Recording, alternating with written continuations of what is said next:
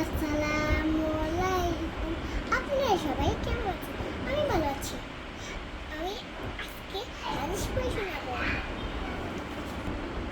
বিসমিল্লাহির রহমানির রহিম। ইকরামাদি শরীফ ফিলিস্তিনা ইয়াকফিকা আমালুল কলিব। ইকরামাদি শরীফের তোমার ঈমানকে খাঁটি করো, অল্প আমল গুজবের জন্য যথেষ্ট হইবে। ইকরামাদি শরীফ খায়রুম মান তাআল্লামাল কুরআন ওয়াল্লামা। তোমাদের মধ্যে সর্বোত্তম ওই ব্যক্তি যিনি কুরআন শিক্ষা দেওয়ার অপরকে শিক্ষা দেয়।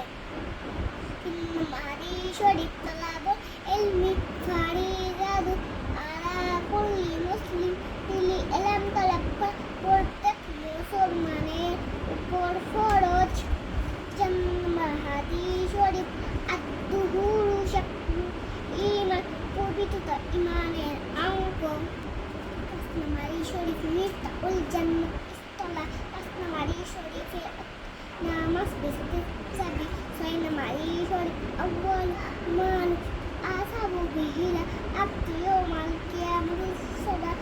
নামাজি শরীফের কিয়ামতের দিন সর্বপ্রথম বান্দার নামাজ হিসাব হইবে। নামাজি শরীফ ফাতনুল আলিমি আলাল আবিদি কাফেতুল আদেনাহু।